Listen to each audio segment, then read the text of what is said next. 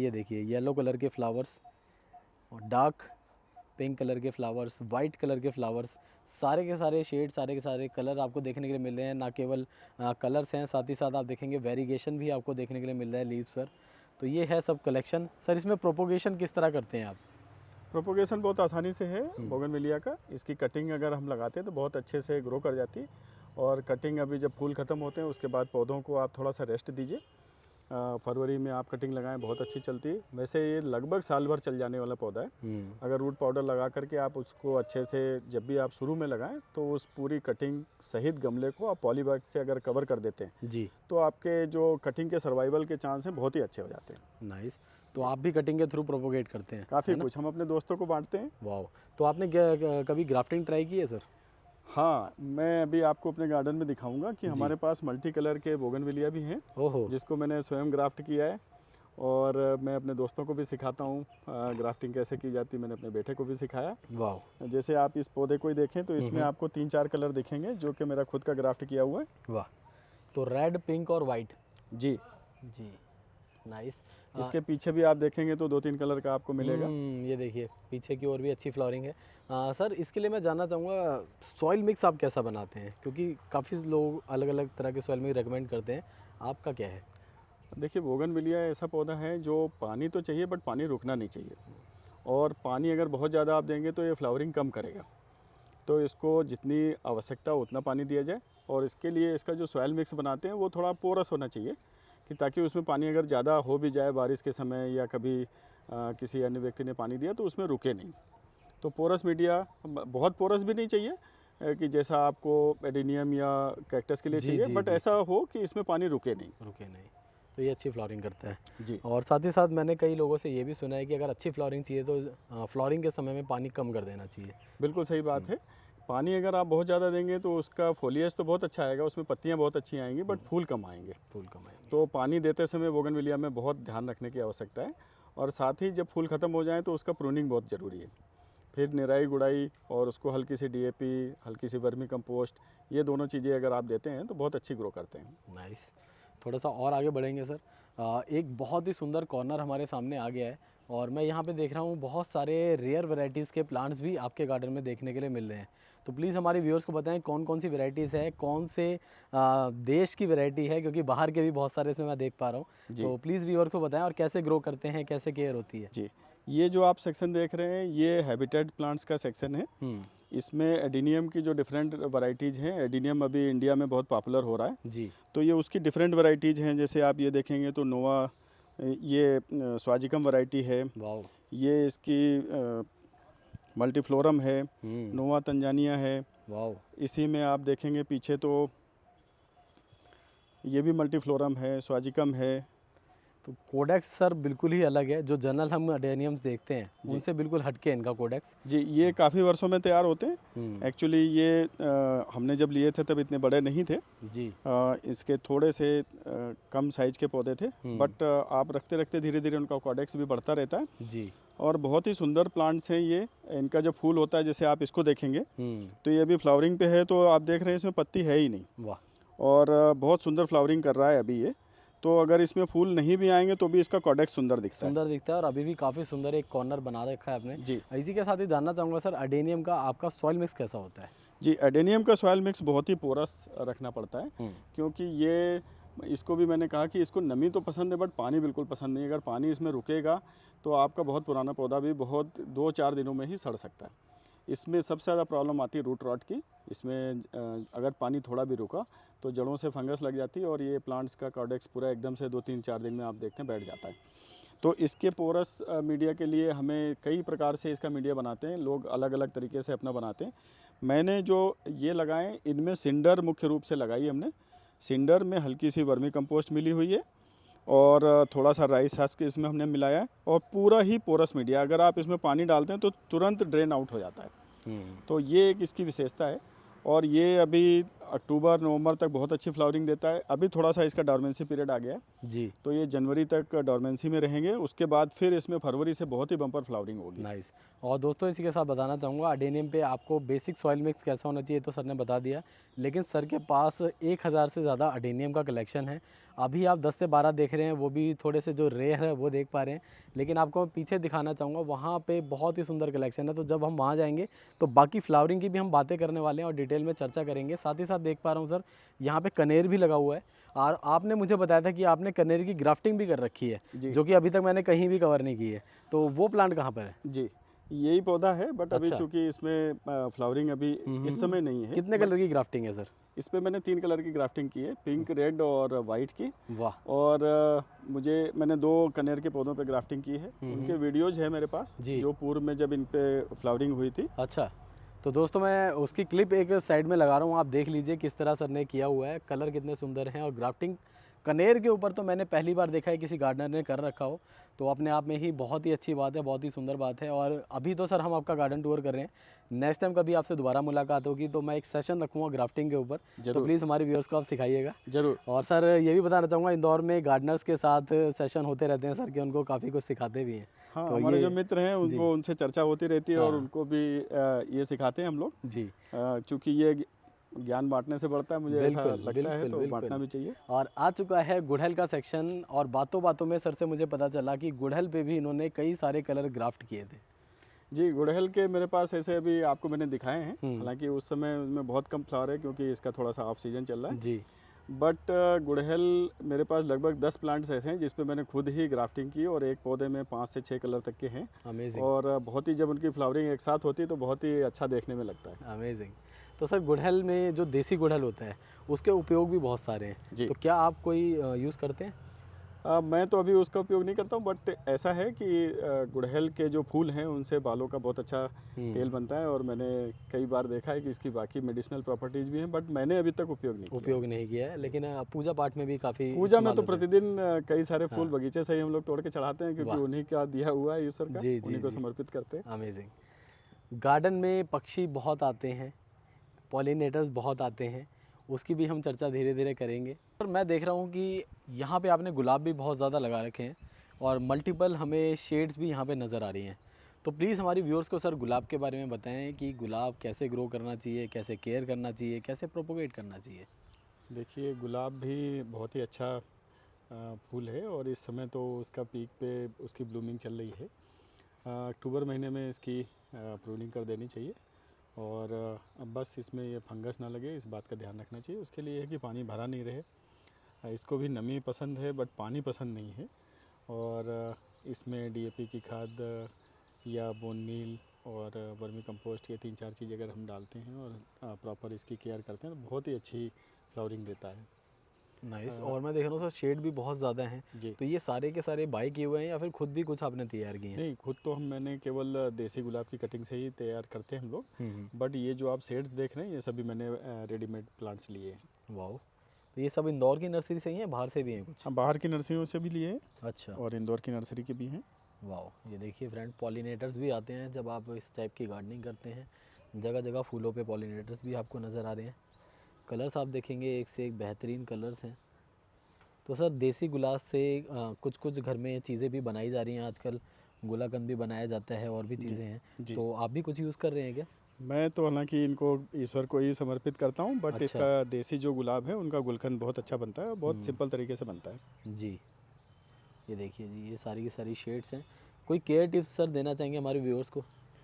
हाँ, गुलाब को पानी से नहलाते रहें, हाँ। और समय समय पर देखभाल करते रहें कि इसमें कीड़े ना लगें और फंगस ना लगे। पानी रुके नहीं, बस इस बात का ध्यान रखें, तो इस समय बहुत ही अच्छी ब्लूमिंग होती है तो इसमें। पानी रुकने से ही फंगस लगता होगा, है ना? जी। और कीड़े किस समय लग जाते हैं सर? कीड़े तो जब नई पत्तियां आती हैं और नई कलियां आती हैं, उस समय माहू का भी इसमें जैसे ज़्यादा प्रकोप है, तो इस समय थोड़ा सा ध्यान रखना चाहिए। तो कैसे हम बचा पाएंगे कीड़ों से?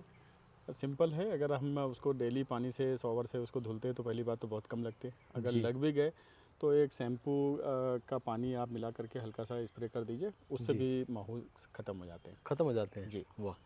अब धीरे धीरे हम बाहर की ओर चल रहे हैं, और यहाँ पे एंट्रेंस पे आपने एक बहुत ही सुंदर सीजनल प्लांट लगा रखा है, ज़रा इसके बारे में व्यूअर्स को बता दीजिए। जी, ये ऑर्नामेंटल कैबेज हैं, और इसके पास में आप देख रहे हैं ये गुलदाउदी के पौधे रखे हुए हैं जो बहुत अच्छा ब्लूम कर रहे हैं इस समय। इनका भी पीक सीजन है इनका। इस समय गुलदाउदी बहुत ही अच्छी ब्लूम करती है।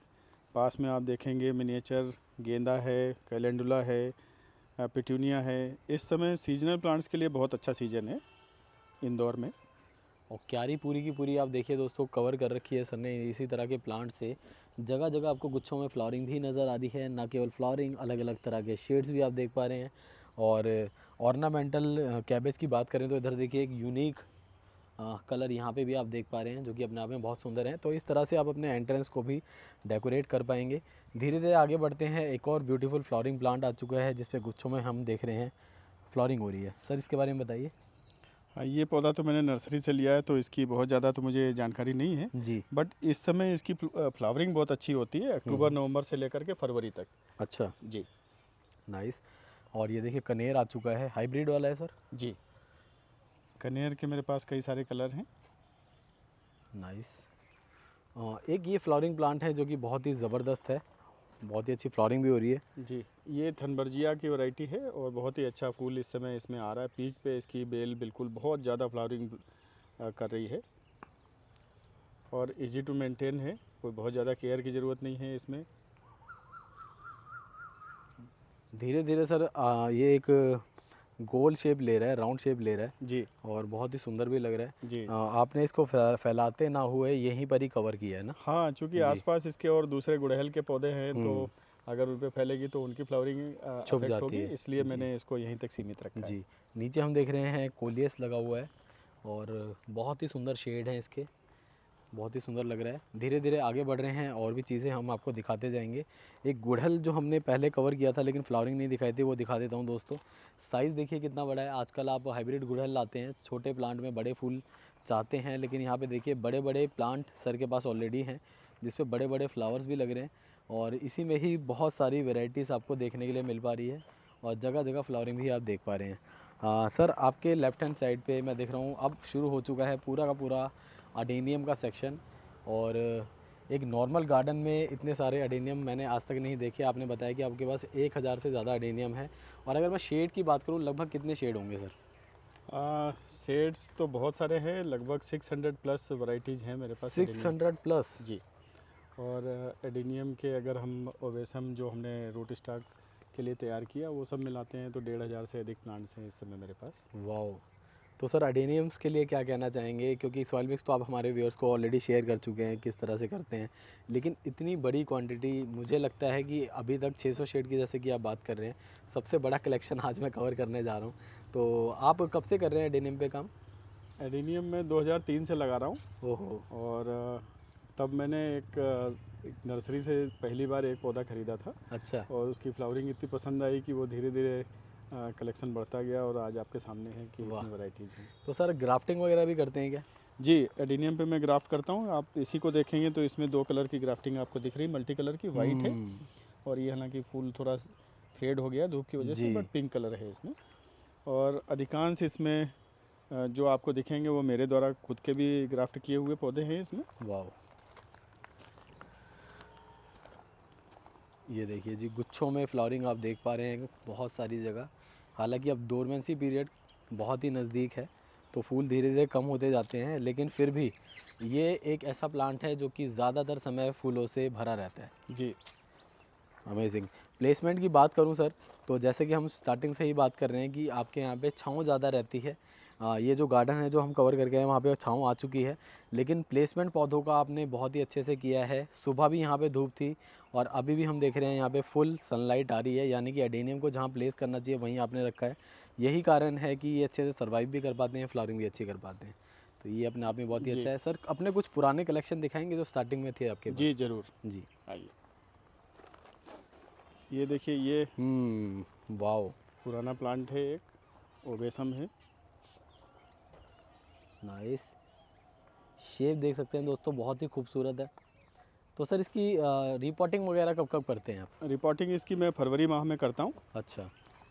15 जनवरी के बाद से जब थोड़ा टेम्परेचर अच्छा हो जाता है, 15 से ऊपर टेम्परेचर आ जाता है, जी। तब हम इसकी रिपोर्टिंग करते हैं 15-20 डिग्री टेम्परेचर आने के बाद ही। तो ये मैक्सिमम सारे पौधों की करते हैं या कुछ कुछ पौधों की होती है? जो पौधे सिंडर में हैं और मुझे लगता है कि अभी उनकी रिपोर्टिंग की ज़रूरत नहीं है, या जी। जो बहुत नए पौधे हैं उनकी रिपोर्टिंग की ज़रूरत नहीं पड़ती। हम्म। बट जो पौधे पुराने हो जाते हैं तो उनकी रिपोर्टिंग करना ज़रूरी रहती है। उसमें पता भी चल जाता है कि रूट में फंगस तो नहीं लग रही।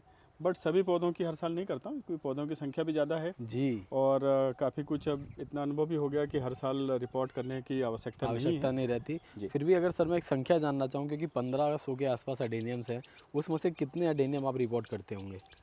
लगभग मेरे ख्याल से 600-700 मैं रिपोर्ट करता हूँ। 600-700? जी। वाह! जो कितना पुराने हैं कितने थोड़े दिन से लग जाते हैं रिपोर्ट करने में? काफ़ी समय लगता है। लगभग 6-7 दिन तो कम से कम लगते हैं। 6-7 दिन, जी, मतलब क्योंकि एक रिपोर्ट दिन में 100 गमले रिपोर्ट करते हैं। जी, रिपोर्ट करने में पहले उनको निकालते हैं, फिर उसका हुँ। पॉटिंग मिक्स भी बनाना पड़ता है। जो जी, रूट्स में अगर कुछ ऐसा लगता है कि बीमारी आई तो उनको कट करके उनको फंगिसाइड से ट्रीट भी करते हैं, फिर उसको राइट। धूप में सुखाते हैं। तो 6-7 दिन से लेकर के कई बार 10-15 दिन तक भी लग जाते हैं अगर प्लांट्स अमेज़िंग। ज़्यादा रिपोर्ट फिर किए भी तो। रोज़ के 50, 60, 100 रिपोर्ट करना, जी, वो भी बहुत बड़ी बात है। तो इन जी। सब में आप अकेले ही करते हैं, कोई फैमिली से कोई मेंबर साथ है या कोई और भी हेल्प करता है? मेरा बेटा हेल्प करता है हुँ, हुँ। और एक हमारा हेल्पर है, उसकी मैं मदद लेता हूँ उसमें। अच्छा, ये सारी जो हम बागवानी देख रहे हैं, ये सिर्फ़ आप 2-3 लोगों का ही नतीजा है? जी, वाह! मैं और मेरा बेटा इसमें ज़्यादातर समय करते हैं और एक अच्छा, हेल्पर है जो हम लोगों की हेल्प करता है, गमले उठाना, रखना या कुछ ऐसा वाह! पानी देना। जी। Amazing sir. 4000 गमले 2 लोगों के द्वारा किए जा रहे हैं। धीरे-धीरे आगे बढ़ते हैं और चीज़ें दिखाते हैं। आप देखेंगे दोस्तों, आगे का एरिया हमने कवर कर लिया। धीरे-धीरे हम पीछे जा रहे हैं और पूरा हम राउंड लेंगे और दूसरी ओर से भी आपको दूसरा गार्डन भी दिखाएँगे। तो आगे आप बने रहें वीडियोज़ में। जी, नेक्स्ट क्या दिखाएँगे सर? इसी ये तो में बहुत बड़ी हाइट होगी इसकी। जी, वाह! ये इसी में आप देखेंगे बहुत सारे अलग-अलग कलर हुँ, हुँ। हैं, बहुत सारी डिज़ाइंस हैं।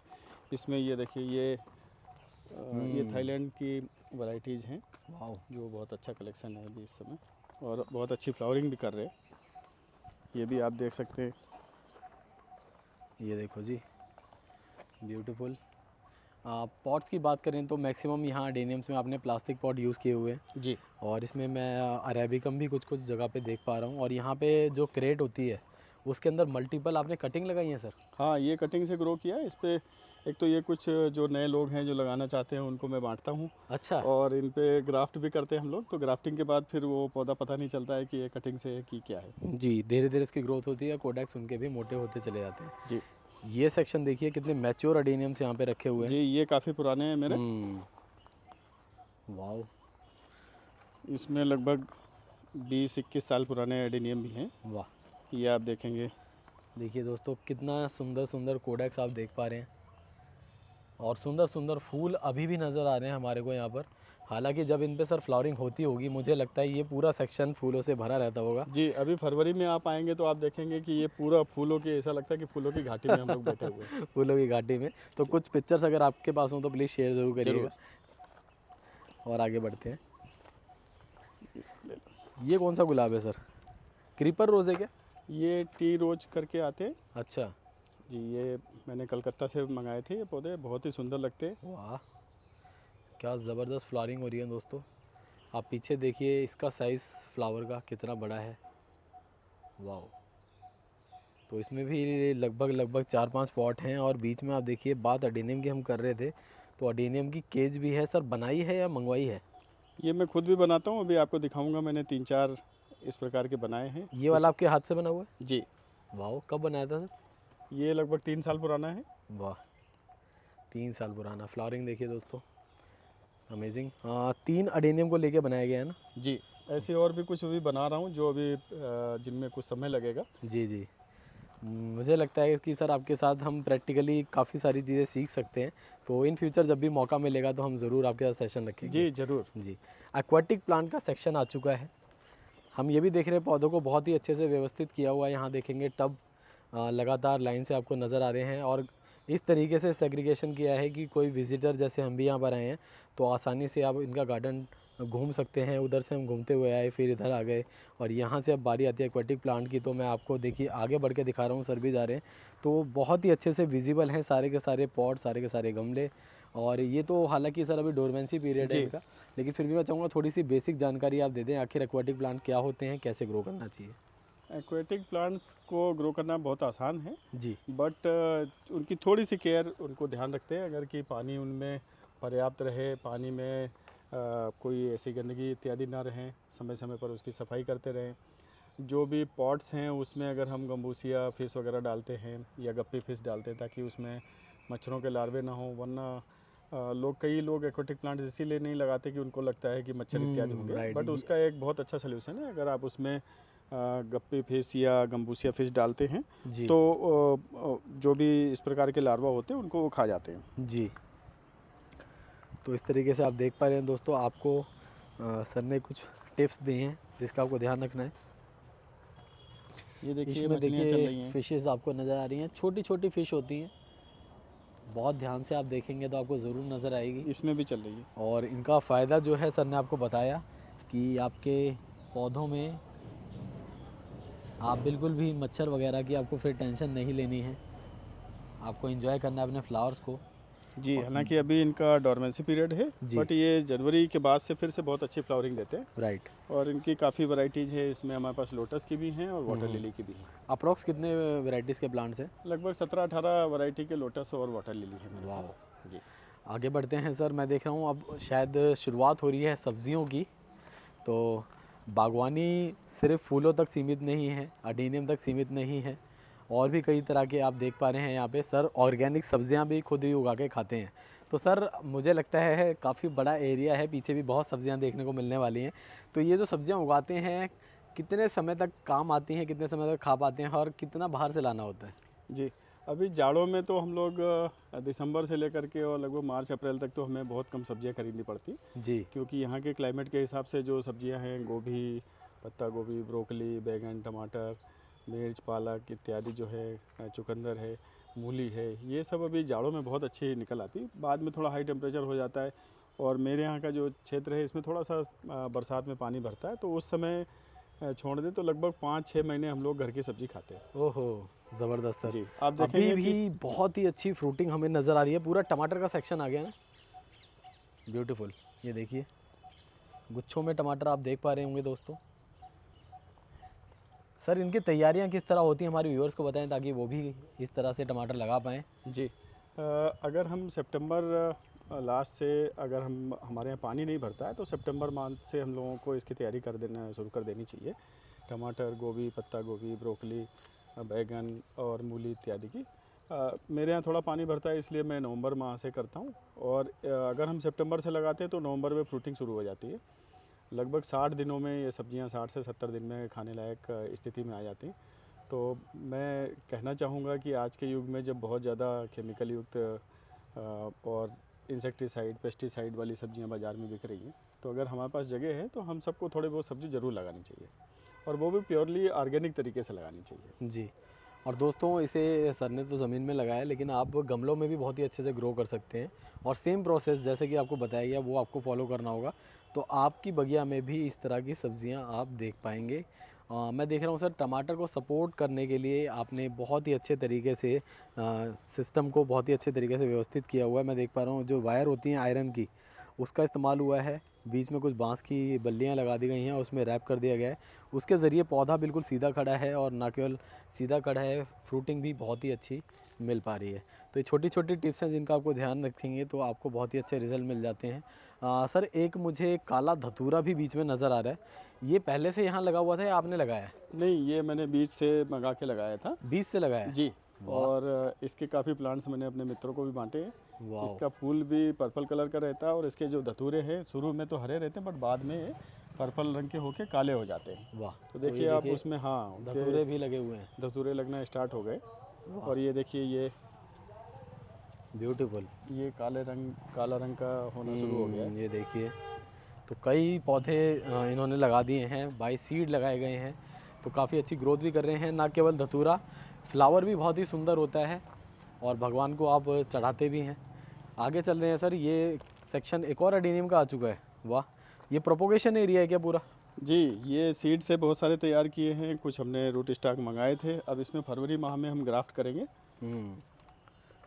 ग्राफ्टिंग होगी आने वाले समय में जी। इस तरफ भी टमाटर लगे हैं। जी। अच्छा, आप ये कह रहे थे कि मोर का बहुत अच्छा उत्पात रहता है, तो वो क्या था? जी। हाँ, ये मोर को गोभी, पत्ता गोभी और ब्रोकली बहुत पसंद है। तो जब अच्छा। मैं सब्जियां लगाता हूँ तो ईश्वर की कृपा से मेरे यहाँ मोर भी खूब आते हैं, ओहो, और हमारे यहाँ जो सब्जियां लगी हैं उनका लुत्फ़ भी उठाते हैं। पत्ता वाह। गोभी, ब्रोकली और गोभी को बहुत चाव से खाते हैं। तो अक्सर हमारे यहाँ मोर आपको देखने को मिलेंगे। तो यहाँ पे हम देख रहे हैं जितनी भी चीज़ें लगी गई हैं, मोर भी इसका आनंद लेते हैं। और यहाँ पे कुछ कुछ पत्तियाँ आपको खाई हुई भी नज़र आ रही हैं, तो वो मोर ने ही खाई हैं। हालांकि बहुत ही अच्छी क्वांटिटी में सर लगाते हैं, लेकिन सर का ये भी कहना है कि मोर भी खाते हैं तो इनको बहुत अच्छा लगता है जी। जी। ऐसे ही आगे बढ़ते बढ़ते सर, ये अब क्या लगा हुआ है नीचे? जी, इधर ये तो फूलों की है, इसको जी। यहाँ बिजली बोलते हैं। अच्छा। बहुत और सुंदर इसके फूल आते हैं। इस इधर तरफ बैगन लगे है, हुए हैं, उधर गोभी और पत्ता गोभी गोभी, पत्ता गोभी और ब्रोकली लगी हुई ये है। पानी अंदर से आ रहा है जो कि सीधा क्यारियों में पहुंच जाता है। जी। वाह, तो ये पानी का भी सही इस्तेमाल है, जी। रीयूज़ भी हो जाता है, पौधों को पानी भी मिल जाता है। जी। और आगे बढ़ेंगे तो एक क्रेट्स के अंदर भी देखिए अगेन कटिंग लगा के तैयार किया जा रहा है पौधों को।